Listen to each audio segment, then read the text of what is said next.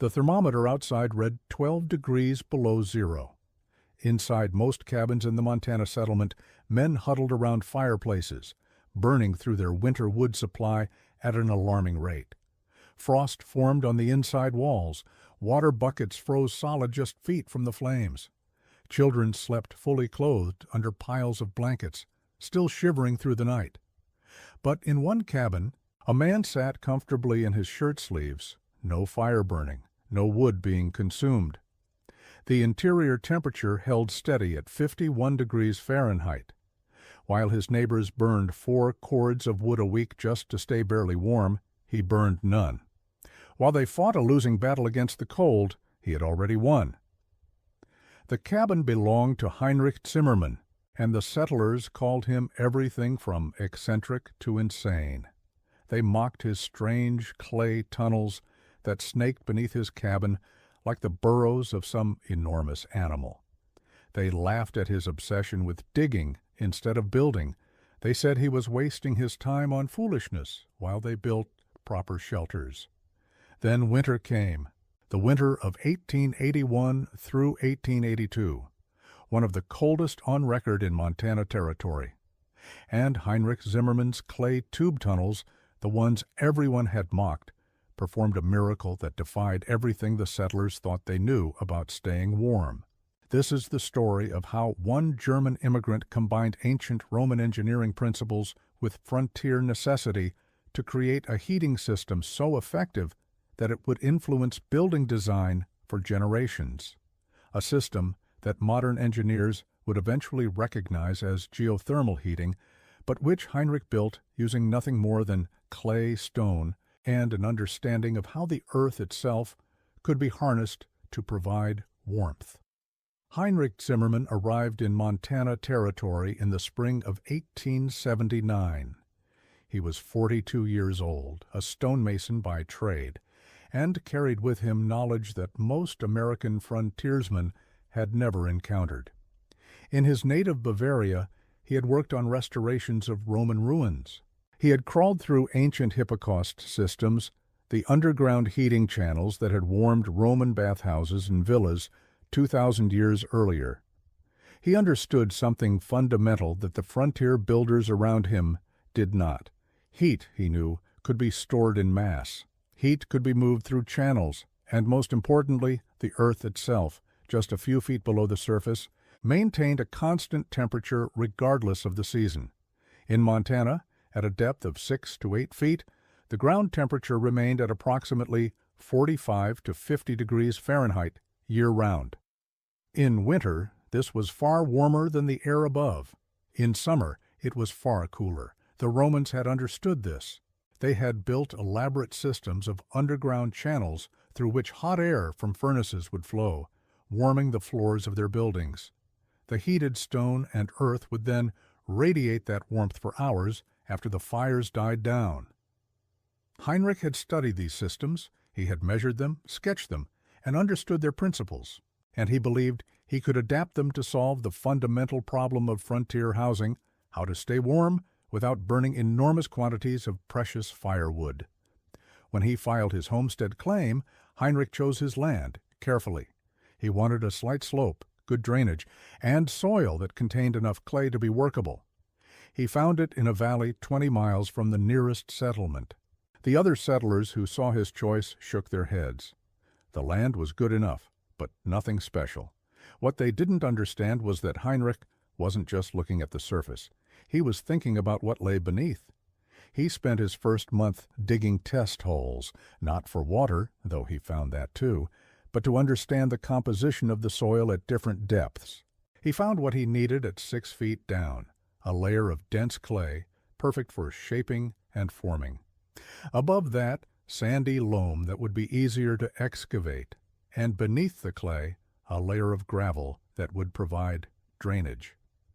His neighbors, passing by to trade or visit, saw him digging holes all over his property and wondered if he was searching for gold. When he told them he was preparing to build his cabin, they were even more confused. You don't dig holes to build a cabin. You cut logs. Everyone knew that. But Heinrich had a different plan. He began construction in late May of 1879, giving himself a full season to complete the work before winter arrived. What he built would take far longer than the typical 3-week cabin raising, but he was building something no one in Montana had ever seen before. The cabin itself looked conventional enough from the outside: logs carefully fitted and chinked, a stone foundation, a well-built roof. 16 feet by 20 feet, slightly larger than average, but not excessive. 1 door, 2 small windows, all facing south for maximum sunlight. Nothing about the exterior suggested anything unusual. But beneath the cabin, invisible to casual observers, Heinrich was building something revolutionary. He had excavated a network of tunnels that would eventually total over 300 feet in length. These tunnels, each approximately 18 inches in diameter, snaked through the earth at a depth of 6 to 7 feet below the surface. The tunnels were not random. They formed a specific pattern, a system designed with careful precision. The main intake tunnel ran from an opening 50 feet north of the cabin, sloping gently downward as it approached the structure. This tunnel split into 3 branches that ran beneath the cabin floor, then rejoined into a single exhaust tunnel that emerged inside the cabin itself, connecting to a chimney. The construction of these tunnels was the part that drew the most ridicule from his neighbors. Heinrich didn't use wood or stone to line them. Instead, he used clay. The same clay he had found at 6 feet depth, he now shaped into tubes. He would dig a section of tunnel, then line it with a thick layer of wet clay, smoothing it with his hands until it formed a continuous, seamless tube. He reinforced the clay with a mixture of straw and small stones, creating a composite material that, once dried, became remarkably hard and durable. Each section of clay tube took days to complete. He had to let each segment dry partially before moving to the next, ensuring the clay wouldn't crack or collapse. His neighbors, watching him crawl in and out of these earthen tunnels day after day, considered it the most pointless labor they'd ever witnessed. One neighbor, a man named Samuel Briggs, made his opinion clear. "Zimmerman, you're digging like a mole and building clay pipes that'll collapse with the first freeze. You could have had a cabin up and been working your land by now. Instead, you're playing in the mud like a child." Heinrich, covered in clay from head to foot, had simply replied, "In Bavaria, we have a saying, 'The quick house stands 1 winter, the right house stands 100. I am building the right house." Briggs had laughed and ridden away.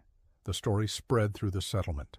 That German fellow was building clay pipes under his cabin. Nobody could figure out why. The speculation ranged from root cellars to wine storage to simple madness. No one guessed the truth because no one had ever seen anything like it. By August, the tunnel system was complete. Heinrich had spent 3 months on work that would never be seen, that most people would never understand. But he wasn't finished. The next phase involved the cabin floor itself. Most cabins had either packed earth floors or, for those who put in extra effort, split log puncheon floors. Heinrich built something different. He created a raised floor system using a framework of logs spaced 18 inches apart. Between these logs he packed stones and clay, creating a solid mass that sat directly above his tunnel system. Then, on top of this mass, he laid his final floor of fitted planks. The result was a floor that had significant thermal mass, stones and clay that could absorb and store heat, sitting directly above the tunnels through which air would flow. His neighbors, seeing this elaborate floor construction, added wasteful to their list of criticisms. Why put stone and clay under a wood floor? It made the floor harder to build, used more materials, and seemed to serve no purpose. Heinrich ignored them and continued working. The final element of his system was the exhaust point. Inside the cabin, the main exhaust tunnel emerged from the floor and connected to what appeared to be a conventional stone chimney.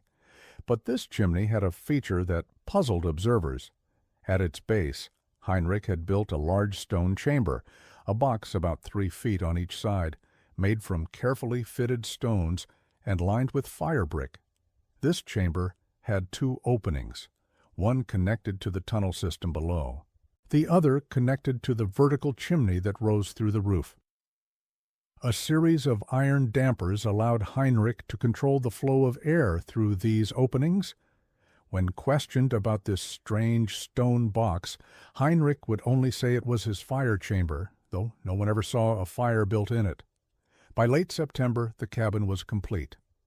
Heinrich moved in his few possessions, laid in supplies for winter, and prepared for the season ahead. His neighbors had largely lost interest in his eccentric building methods. They had their own preparations to complete, wood to cut, chinking to repair, supplies to gather. If the German wanted to live in his clay tunnel cabin, that was his business. They'd see how well those fancy ideas worked when the real cold arrived. October passed relatively mildly. November brought the first serious cold snap, temperatures dropping into the teens at night.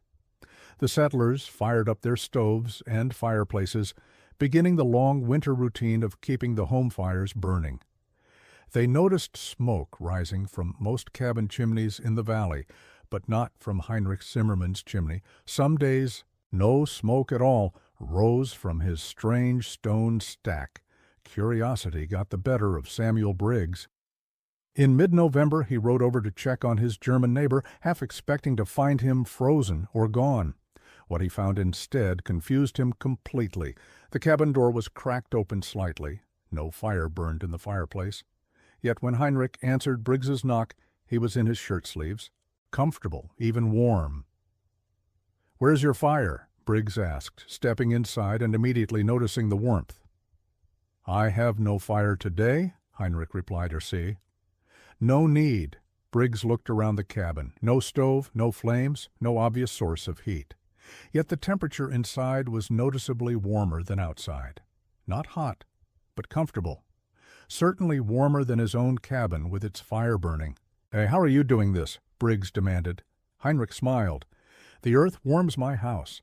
The tunnels bring the earth's warmth inside." He explained the system, or tried to. The air outside, cold as it was, entered the tunnel through the northern intake opening.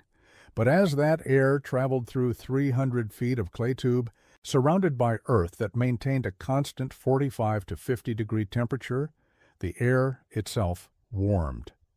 By the time it reached the cabin, the air had absorbed heat from the surrounding earth. The warmed air rose through the tunnels beneath the floor, heating the thermal mass of stones and clay Heinrich had packed there. That mass, once warmed, radiated heat upward into the cabin. The air continued its journey, rising through the stone chamber and exiting through the chimney.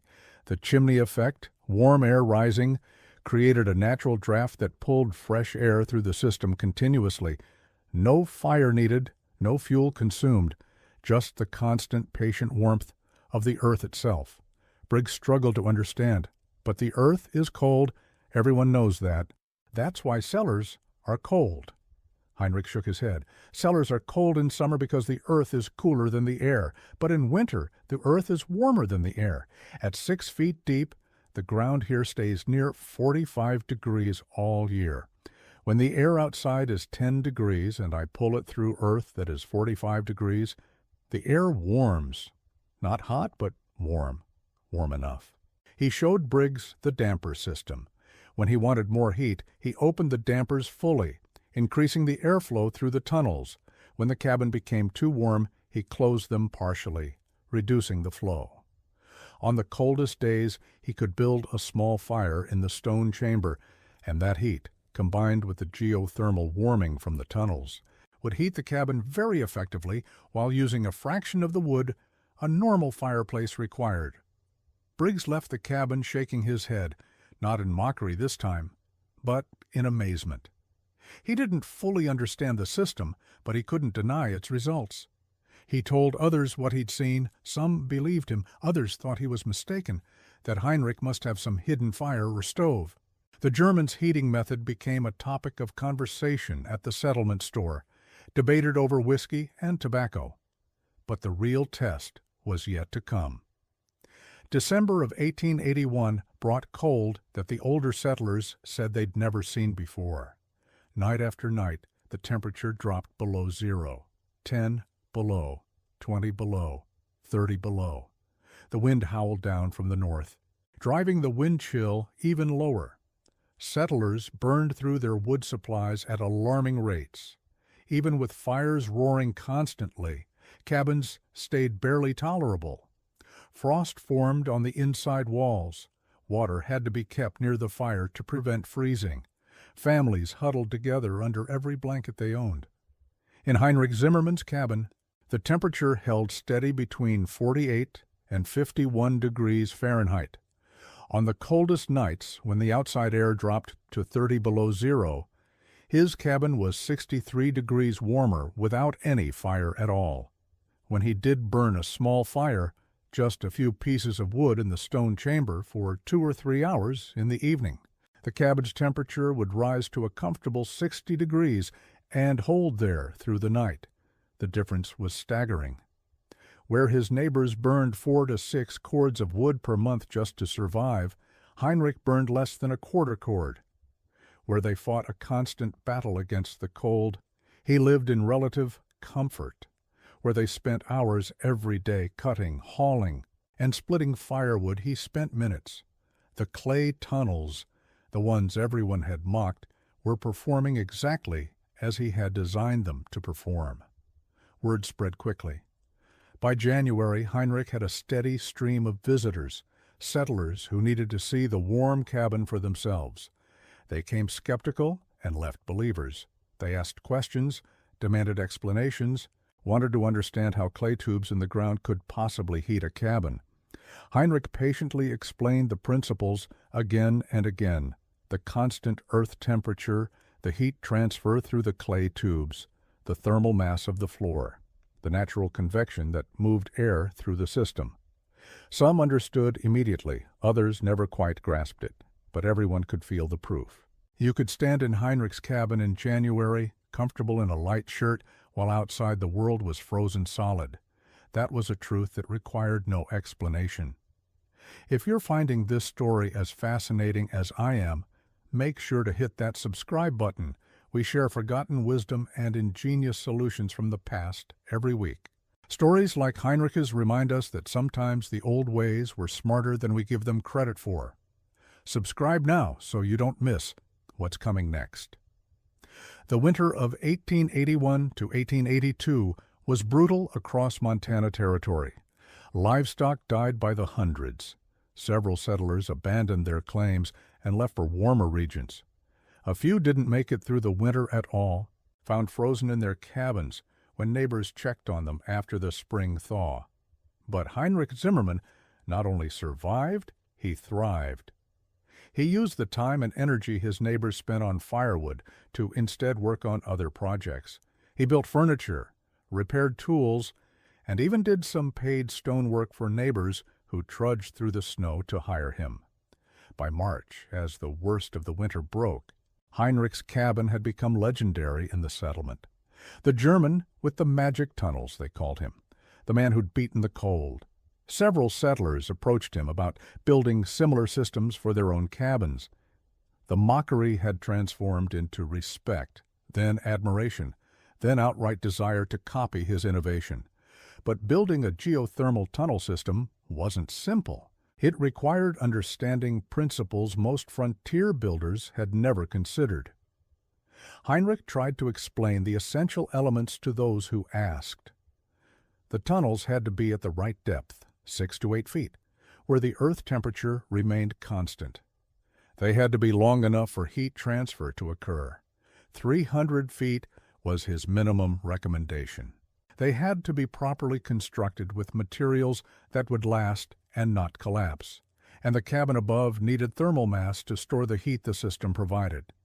The first settler to attempt replicating Heinrich's design was Samuel Briggs. In the spring of 1882, Briggs hired Heinrich to consult on building a tunnel system for his existing cabin. The project was challenging because the cabin was already built, making excavation difficult. They compromised by building a shorter tunnel system, about 150 feet, that connected to Briggs's existing fireplace and chimney. The results, while not as dramatic as Heinrich's original design, were still impressive. Briggs's cabin, which had been nearly unbearable the previous winter, stayed noticeably warmer during the winter of 1882 to 1883. He cut his firewood consumption by more than half. The tunnel system, even at half the length of Heinrich's, made a significant difference. Other settlers followed. By 1884, 7 cabins in the valley had some form of geothermal tunnel system. None were as elaborate as Heinrich's original, but all provided measurable improvement in heating efficiency. The technique began to spread to other settlements in Montana Territory, carried by travelers and traders who had heard about the German stonemason's amazing heating system. Heinrich himself continued to refine his design. He discovered that the orientation of the intake tunnel mattered. A north-facing intake pulled in the coldest air, which created the strongest chimney effect and the best air circulation. He experimented with different tunnel diameters and found that 18 to 24 inches provided the optimal balance between excavation effort and heat transfer surface area. He tested different materials for lining the tunnels and confirmed that clay mixed with straw and small gravel was more durable than clay alone. He also discovered an unexpected benefit of his system during summer. In July and August, when Montana days could reach 90 degrees or higher, his cabin stayed noticeably cooler than others. The earth, at its constant 45 to 50 degree temperature, now acted as a heat sink, absorbing warmth from the cabin air that circulated through the tunnels. With the dampers adjusted and the chimney flow reversed, he could pull cool air from the tunnels into the living space. His cabin rarely exceeded 70 degrees even on the hottest days, while his neighbors sweltered in cabins that reached 85 or 90 degrees. The system worked year-round, heating in winter, cooling in summer, all powered by nothing more than the thermal stability of the earth itself and the natural convection of air. It was, in modern terms, a passive geothermal system, though Heinrich never called it that. To him, it was simply good engineering, the application of principles the Romans had understood 2,000 years earlier, adapted to frontier conditions and available materials. The technical sophistication of Heinrich's system becomes even more impressive when examined in detail. The clay tubes he built underground were not simple dirt tunnels. The clay lining served multiple crucial functions. First, it provided a smooth surface that allowed air to flow with minimal friction. Second, it prevented the tunnels from collapsing, especially during the spring thaw, when the ground became saturated with moisture. Third, and most importantly, the clay itself had excellent thermal properties. Clay has a high thermal conductivity compared to dry soil. This meant heat could transfer efficiently from the surrounding earth through the clay and into the air flowing through the tunnels. At the same time, clay has significant thermal mass. Once warmed by the earth, the clay retained that heat and continued to radiate it into the airstream even as the air temperature dropped. The combination of these properties made clay the ideal material for Heinrich's purposes. Modern engineers analyzing historical accounts of Heinrich's system have calculated its approximate performance. With outside air at 10 degrees Fahrenheit entering the tunnel system and earth temperature at 45 degrees Fahrenheit surrounding the tunnels, the air would warm by approximately 30 to 35 degrees during its passage through 300 feet of tubing. This meant air entering the cabin at around 40 to 45 degrees. Not warm by our modern standards, but significantly warmer than the outside air. That 40 to 45 degree air would then pass under the thermal mass floor, warming the stones and clay packed there. This mass, once warmed to 45 to 50 degrees, would radiate heat upward into the cabin. The cabin, if well insulated with good chinking and tight construction, would stabilize at an interior temperature of 48 to 52 degrees. Again, not warm by modern standards, but entirely livable and far warmer than the outside conditions. The airflow rate through the system was driven by natural convection, the chimney effect. Warm air rising through the chimney created negative pressure that pulled fresh air through the tunnel system. Heinrich estimated the system moved between 200 and 400 cubic feet of air per minute, depending on the temperature differential between inside and outside. This constant air circulation also kept the cabin air fresh, preventing the stuffiness that plagued many frontier cabins heated by sealed stoves and fireplaces. When Heinrich did build a fire in his stone chamber, the effect was magnified. The fire would heat the air from the tunnels even further, and that heated air would pass over the thermal mass floor, charging it with additional heat. A 2-hour fire using just 10 to 15 pounds of wood could raise the cabin temperature by 10 to 15 degrees, and that warmth would persist for 8 to 12 hours, as the thermal mass slowly released its stored heat. Compare this to a conventional fireplace or stove, which might burn 30 to 50 pounds of wood in the same 2-hour period, provide intense heat while burning, but rapidly lose that heat once the fire died down. Heinrich's system was, by a conservative estimate, 4 to 5 times more efficient in terms of heat provided per pound of wood burned. Over a 6-month winter, this efficiency advantage translated to enormous savings in labor and resources. The construction details Heinrich shared with those who wanted to replicate his system included several critical specifications. The intake tunnel opening should be protected from snow accumulation with a simple hood or cover that allowed air entry but prevented blockage. The tunnel should slope gently downward toward the cabin at a grade of about 1 inch per 10 feet. This slight slope would allow any condensation that formed in the tunnels to drain away rather than pooling. The tunnel should never include sharp turns or angles, as these would restrict airflow. Gentle curves were acceptable, but 90-degree bends would significantly reduce the system's efficiency.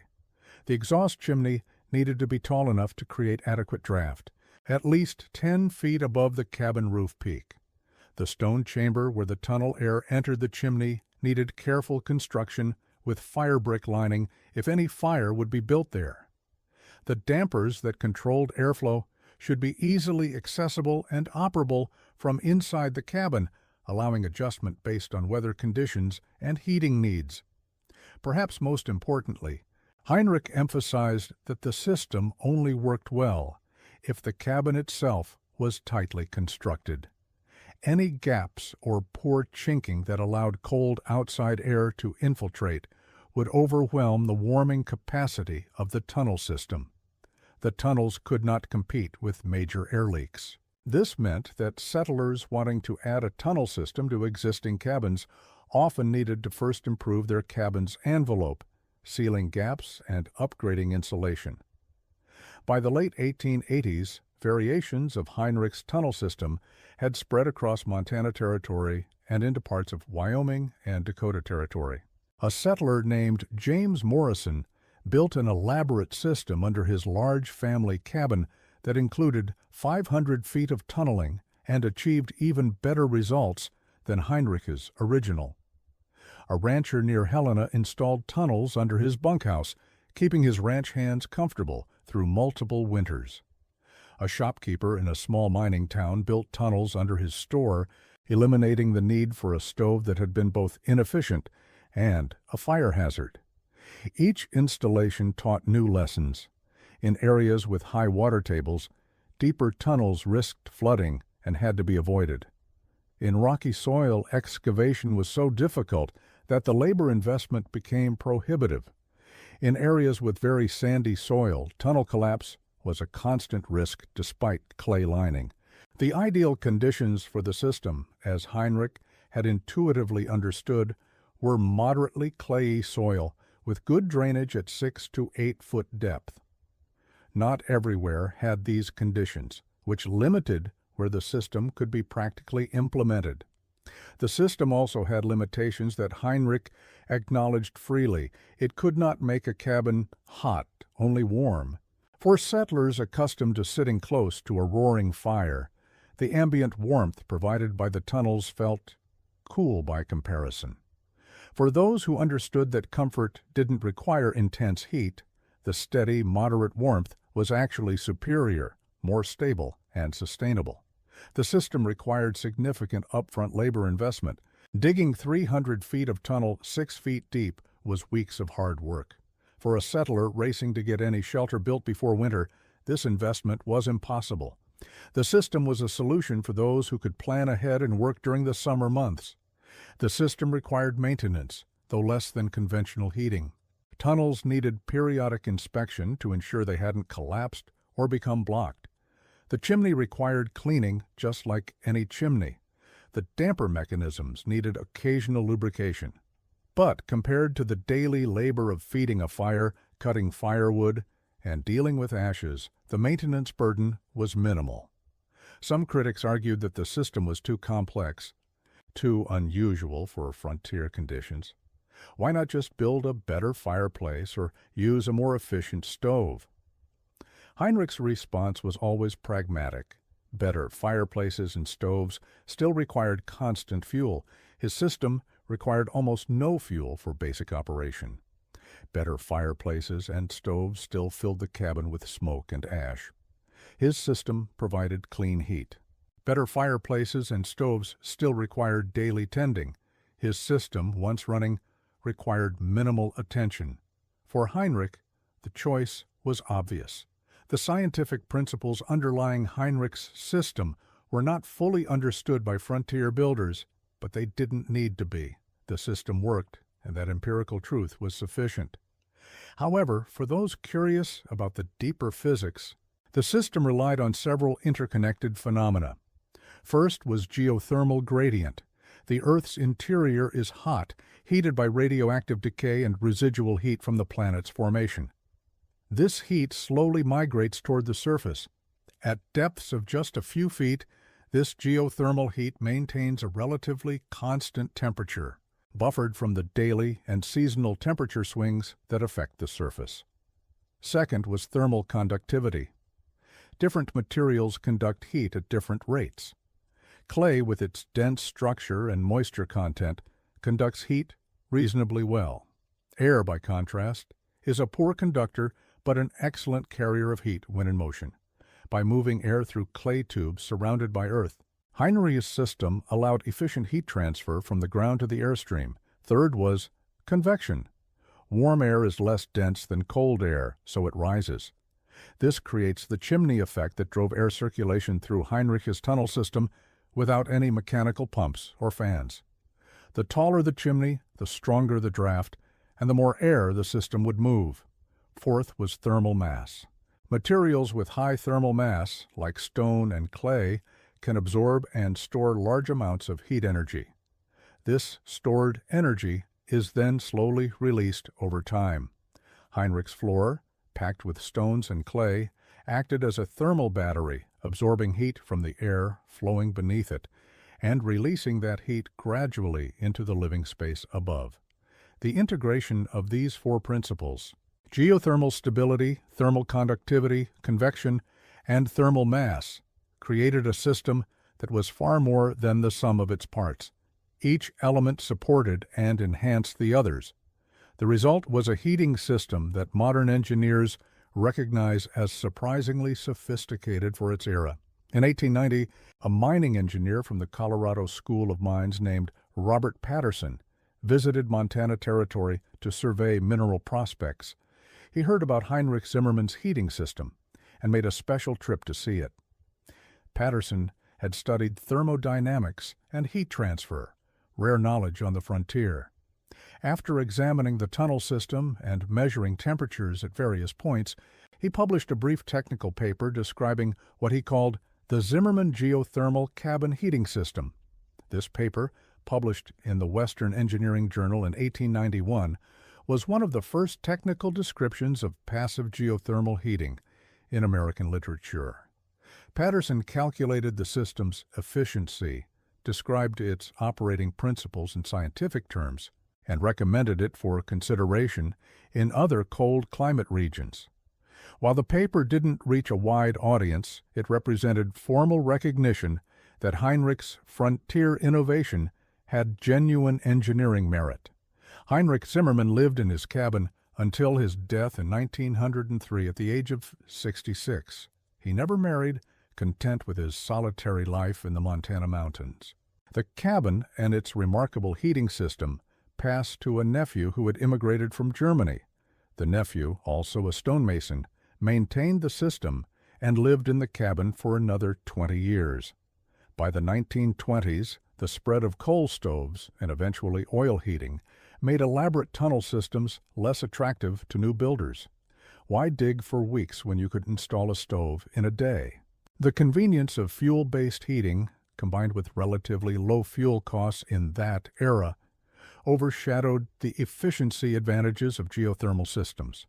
The knowledge began to fade as the generation that had built the systems died off and younger settlers adopted modern heating methods. The cabin itself stood until 1947, when it was finally demolished to make way for a more modern house. Before demolition, a local historian documented the tunnel system, photographing the clay tubes that were still intact after 68 years. Some of the photographs survive in the Montana Historical Society archives. The clay lining, though brittle with age, had maintained its structure. The tunnels had not collapsed. The system, if restored, could have functioned again. Parts of the cabin were preserved. Several sections of the clay tube, carefully excavated and removed, are displayed at the Montana Pioneer Museum in Bozeman. A scale model of the tunnel system, built based on Heinrich's original sketches and later surveys, is on permanent display at the Museum of the Rockies. The historical marker at the original cabin site, placed in 1962, describes Heinrich Zimmerman as an innovative builder whose geothermal heating system demonstrated principles that would not be widely recognized until the late 20th century. Hypocausts, and that recognition did come decades later. In the 1970s, during the energy crisis, architects and engineers began seriously researching passive heating and cooling methods. Geothermal systems, using the Earth's constant temperature to regulate building climate, attracted renewed interest. Modern systems, using buried pipes and circulating fluid rather than air-filled clay tunnels, operate on the same basic principles Heinrich had applied a century earlier. Today, ground source heat pumps and passive geothermal cooling are recognized as highly efficient, environmentally friendly climate control methods. The technology has advanced with precision-manufactured components and electronic controls. But the fundamental insight that the Earth itself can provide heating and cooling if properly harnessed is the same insight Heinrich Zimmerman had in 1879 when he started digging his clay tunnels while his neighbors mocked him. Before we wrap up, I want to remind you to subscribe to the channel if you haven't already.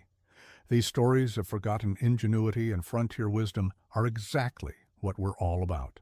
Heinrich's story proves that sometimes the smartest solutions come from those willing to think differently, even when everyone calls them crazy.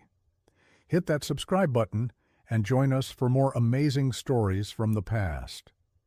The legacy of Heinrich Zimmerman's cabin extends beyond just heating technology. It represents a broader lesson about innovation and skepticism. When Heinrich began building his tunnel system, he was working against conventional wisdom. Everyone knew how to build a frontier cabin. Everyone knew how to stay warm in winter. His different approach, his reliance on principles nobody else understood, marked him as either foolish or mad. This is a pattern we see throughout history. Innovators, those who think differently and challenge accepted methods, face ridicule and doubt. Sometimes they're wrong, and their strange ideas fail. But sometimes they're right, and their innovations change everything. The key is having the courage to pursue your vision despite the mockery, and the wisdom to base that vision on sound principles rather than mere wishful thinking. Heinrich had both courage and wisdom. His courage came from his conviction that the principles he'd learned from Roman ruins could be adapted to Montana winters. His wisdom came from understanding those principles deeply enough to modify them for frontier conditions and available materials. He didn't blindly copy ancient designs. He understood the underlying physics and adapted them to his circumstances. The settlers who mocked him weren't foolish people. They were following time-tested methods that had worked for generations. Building with logs, heating with fireplaces, these were proven solutions. Heinrich's tunnel system was unproven, at least in their context. Their skepticism was reasonable. What they lacked was the imagination to recognize that a different approach might be superior, and the humility to acknowledge they might be wrong. When Heinrich's system proved successful, many of those skeptics became his strongest advocates. They didn't cling to their initial mockery. They recognized superior results and wanted to learn from them. This flexibility, the ability to change your mind when presented with evidence, is as important as innovation itself. A society that cannot adapt to new ideas stagnates. A society that adapts too quickly to every novelty loses stability. The balance lies in skepticism that remains open to proof. The thermal efficiency of Heinrich's cabin, 63 degrees warmer than outside on the coldest nights without burning fuel, represents a level of performance that many modern buildings struggle to achieve.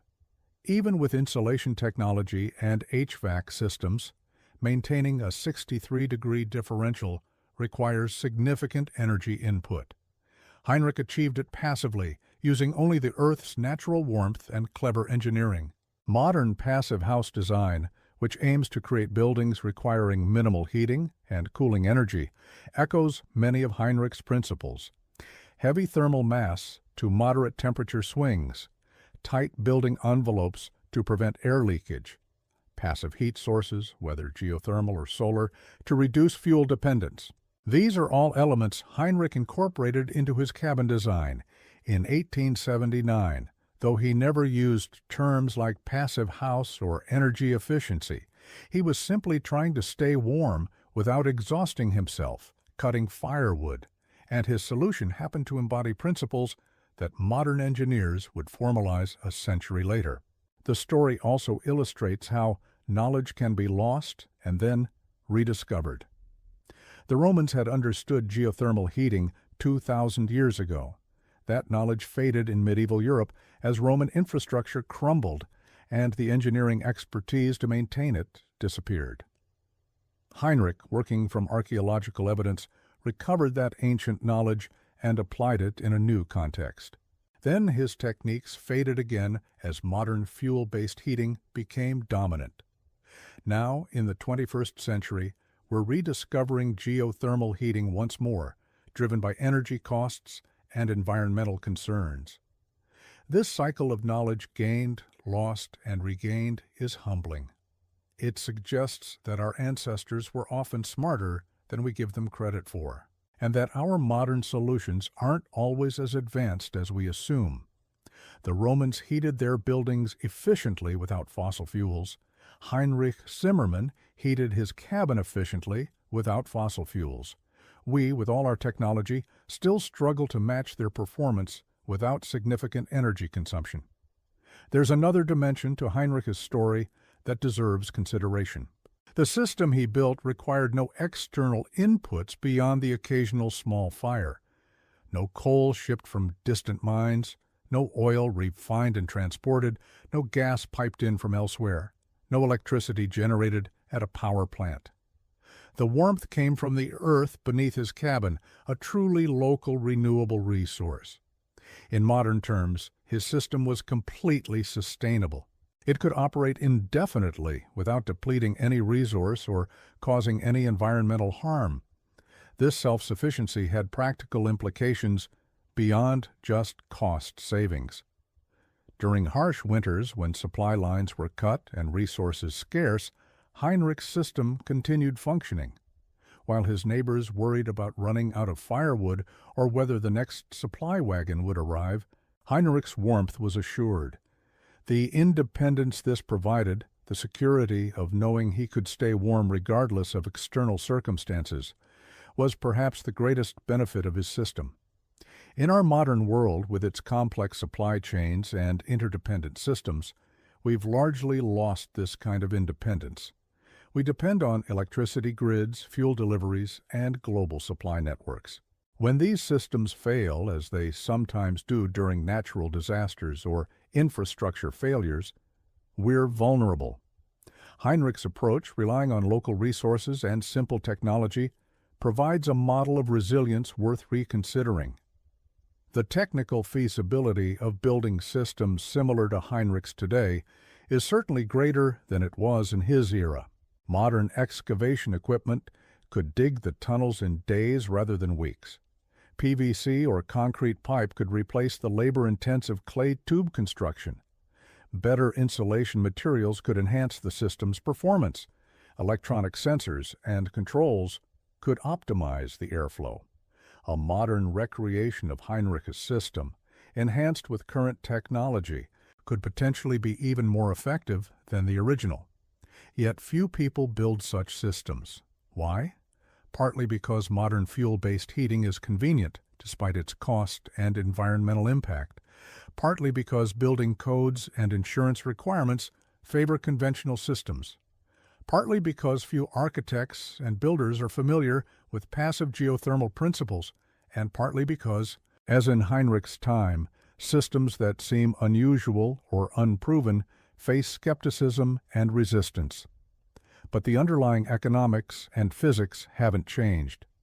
The Earth is still warmer than winter air and cooler than summer air. Thermal mass still stores and releases heat. Convection still creates airflow. The principles that made Heinrich's system work in 1879 are still valid in the 21st century. What's needed is the same willingness to challenge convention that Heinrich demonstrated, combined with the engineering knowledge to implement these principles effectively. Some modern builders have begun experimenting with earth-integrated and geothermal systems similar in concept to Heinrich's cabin. Earthship homes, partially buried structures that use thermal mass and passive solar design, achieve remarkable energy efficiency. Ground-coupled heat exchangers, which precondition ventilation air by passing it through underground pipes, are essentially modern versions of Heinrich's clay tunnels. These systems remain niche, adopted by a small minority of environmentally conscious or cost-conscious builders, but they prove the concepts remain viable. The broader lesson from Heinrich Zimmerman's story transcends heating systems and building technology. It's a lesson about persistence in the face of doubt, about the value of diverse knowledge and experience, about the importance of understanding fundamental principles rather than blindly following procedures. Heinrich succeeded because he understood heat transfer, because he'd studied Roman engineering, because he was willing to do the hard work others thought was pointless, and because he trusted his own judgment over popular opinion. These qualities, persistence, knowledge, work ethic, and independent thinking, are timeless. They're as valuable today as they were in 1879.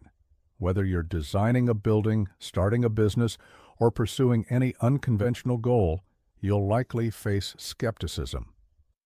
The question is whether you have the knowledge and conviction to pursue your vision anyway, and the wisdom to recognize when skepticism might be justified versus when it's merely conventional thinking resisting change.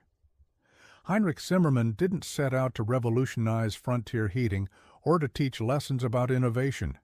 He simply wanted to stay warm without exhausting himself cutting firewood. He applied knowledge he'd gained in his previous life to solve a problem in his current circumstances. He was practical, not philosophical. But the result of his practical problem-solving became a case study in how unconventional thinking, grounded in solid principles, can achieve results that conventional wisdom cannot match. The cabin is gone now, demolished over 70 years ago. The tunnels that once snaked beneath it have long since collapsed or been filled in. The clay tubes that were the source of so much mockery and later so much admiration exist only as fragments in museums. But the story endures, passed down through historical records and local legend. The story of the German stonemason who dug clay tunnels while his neighbors laughed, then stayed warm while they froze. Every winter, when temperatures in Montana drop below zero, there are people who remember Heinrich Zimmerman, who think about those clay tunnels and wonder what their own heating bills would look like if their homes worked on the same principles, who recognize that sometimes the old solutions, the forgotten techniques, the methods that seem strange or archaic, actually work better than what we do today. The settlers who mocked Heinrich's clay tube tunnels weren't bad people. They were practical, sensible frontier folks who knew how to survive and had proven it. But they were wrong about Heinrich, his excessive precaution, his strange tunnels, his obsessive attention to principles nobody else understood. These weren't the foolishness they appeared to be. They were genius disguised as madness. And when winter came, when the real cold arrived, the disguise fell away, and the genius stood revealed. A cabin 63 degrees warmer than the outside air, warm enough to be comfortable, warm enough to work, warm enough to live, all without burning fuel. All through the simple application of principles 2,000 years old, adapted by a German stonemason who understood that the earth itself could be humanity's ally against the cold. Heinrich Zimmerman proved what many innovators throughout history have proven, that sometimes the fool is the only wise man in the village, that sometimes what everyone knows to be impossible is actually quite possible, that sometimes the person everyone mocks is the person who will teach them all a lesson, and that true innovation comes not from having resources or tools others lack, but from seeing possibilities others cannot see, and having the courage to pursue them despite the doubt. The clay tube tunnels everyone mocked turned out to be exactly what frontier Montana needed. A heating solution that worked with the environment rather than fighting it. A system that required brains rather than brawn, planning rather than just labor. A method that proved sustainable, efficient, and effective across decades of use. The mockery Heinrich endured was temporary. The warmth his system provided was permanent, and the lesson his story teaches endures still, waiting for each new generation to rediscover that sometimes the wisdom everyone ignores is the wisdom everyone needs. The thermometer outside reads 12 degrees below zero. But inside Heinrich Zimmerman's cabin, a man sits comfortably in his shirt sleeves, warmed by clay tubes running through the earth beneath his floor. Tubes that everyone said would never work. Tubes that worked better than anyone imagined. Tubes that stayed 63 degrees warmer than anyone thought possible. Sometimes the most important heat isn't in the fire. Sometimes it's in the ground beneath your feet, waiting for someone smart enough to harness it. Heinrich Zimmerman was that someone, and his story reminds us that the next time we see someone building something strange, something everyone mocks, something that defies conventional wisdom, we should pause before we laugh. Because sometimes the fool digging clay tunnels is actually the genius who will teach us all how to stay warm,